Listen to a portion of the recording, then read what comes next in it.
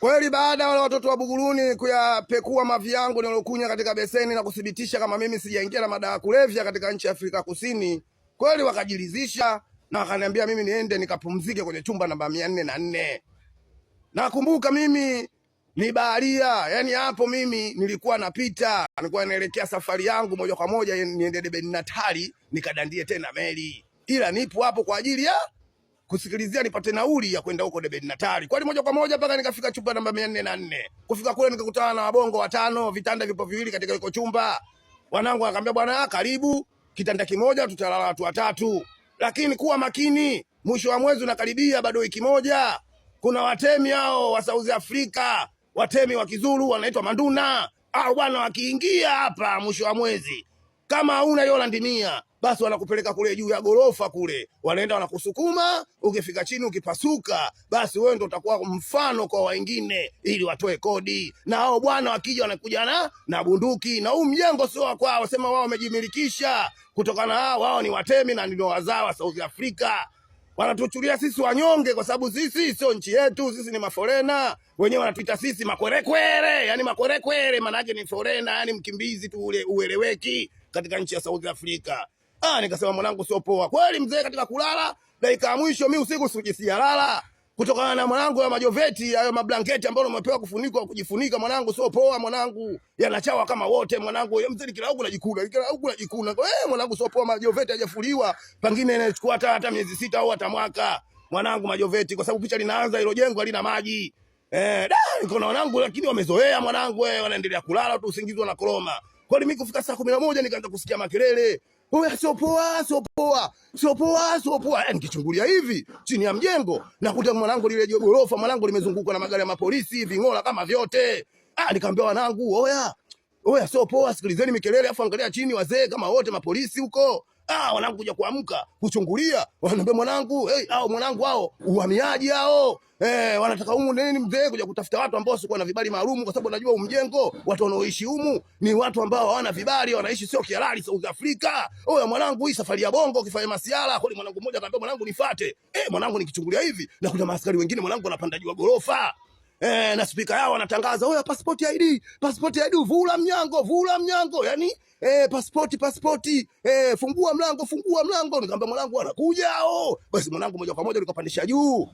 Juu kabisa floor ya mwisho. Kufika floor ya mwisho mwanangu leta analijua tobo. Kuna tobo mwanangu limetokea juu. Sijui kwa njia ya lift ile. Basi mwanangu tukaambiwa nashuka nalo lift mbovu. Kufika chini mwanangu tukakutana na lile dude la kumwagilia takataka kama lile bodi la gari lile. Kwani mwanangu akamwambia tuingie humu. Kuingia mule mwanangu mitakataka mixer mwanangu mimavi kama yote kwa sababu jua hilo jengo halina choo. Kwa watu wakinya mwanangu kwenye mifuko wanatupia humu katika lile bodi.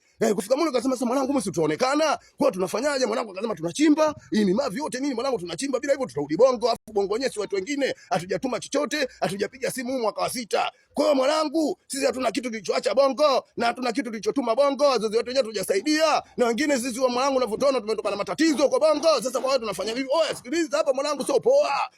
Kweli dakika mwisho mwanangu kweli mwanangu mimi nimetoka bongo juzi tu mwanangu hivi nirudishe tena bongo kwa sababu sina kibali cha kuishi. Kweli mwanangu nikafukua mwanangu mimavi mwanangu nikaanza kujipigilia katika ile mitakataka na mimavi. Kweli mwanangu nikasikilizia. Dakika zangu wangu nasikia maaskari mwanangu. Ubani nani? Ukupi uko wapi?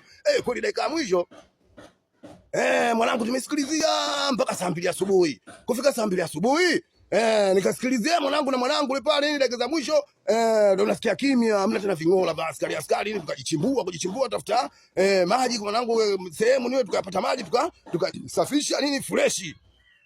Kweli katika kutoka nini katika kupandisha katika mjengo wetu katika ile chumba na mabecho tunakaa dakika mwisho mwanangu tukapata taarifa mwanangu sio poa.